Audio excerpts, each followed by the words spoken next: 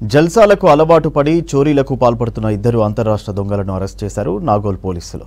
నిందితుల నుంచి 40 లక్షల విలువైన 30 తులాల బంగారు ఆభరణాలు, కిలో వెండి స్వాధీనం చేసుకున్నారు పోలీసులు. సాయినగర్ కాలనీలో గత నెల 30న అమెరికా వెళ్లిన రిటైర్డ్ ఎంప్లాయీస్ భాస్కర్ ఇంట్లో చోరీ జరిగింది. పోలీసులకు బాధితుడు ఫిర్యాదు చేశాడు. కేసు నమోదు చేసి 5 రోజుల్లో చోరీ చేసిన వారిని అరెస్ట్ చేశామని తెలిపారు పోలీసులు.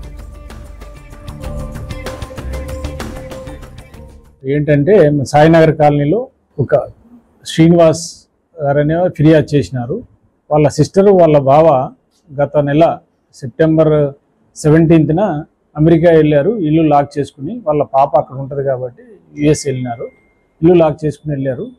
కానీ 29 నైట్ లేట్ నైట్లో వాళ్ళ ఇంట్లో ఏదో అలికిడి అయిందని చెప్పి వాళ్ళ బావకి ఆ చుట్టుపక్కల వాళ్ళు నైబర్స్ ఫోన్ చేస్తారు.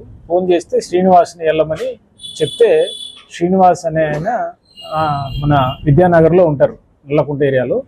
ఉదయం పూట వచ్చి చూస్తే ఆ ఇంట్లో వెనక గ్రిల్లు, అంటే కిటికీ గ్రిల్లు ఓపెన్ అయి ఉంది. ఆ ఓపెన్ అయ్యి చూసి ఇంటి లోపలికి వెళ్ళి చూసుకోగా అల్మారాలో ఉన్న బంగారు ఆభరణాలు దొంగతనం జరిగినాయి. అల్మారా పగలగొట్టి ఆ బంగారు ఆభరణాలు తీసుకెళ్లారు. అవన్నీ దాని మీద కంప్లైంట్ వాళ్ళ సిస్టర్ని అడిగి శ్రీనివాస్ అనే ఆయన మనకి ఫిర్యాదు చేయడం జరిగింది. ఆ ఫిర్యాదు మేరకు కేసు నమోదు చేసుకొని ఇన్వెస్టిగేషన్ చేసుకుంటూ మనకు వచ్చిన క్రెడిబుల్ ఇన్ఫర్మేషన్ క్లూస్తో ఇన్ఫర్మేషన్ కలెక్ట్ చేసుకొని నిన్న సాయంత్రం 2 నేరస్తులను పట్టుకోవడం జరిగింది. అందులో కిన్నెర మధు ఎదురుగా ఉన్నారు, మరియు నవీన్ కుమార్ ఇద్దరు కలిసి ప్లాన్ ప్రకారము ఈ లాక్ ఉన్న హౌస్ని టార్గెట్ చేసుకొని సెలెక్ట్ చేసుకున్నారు.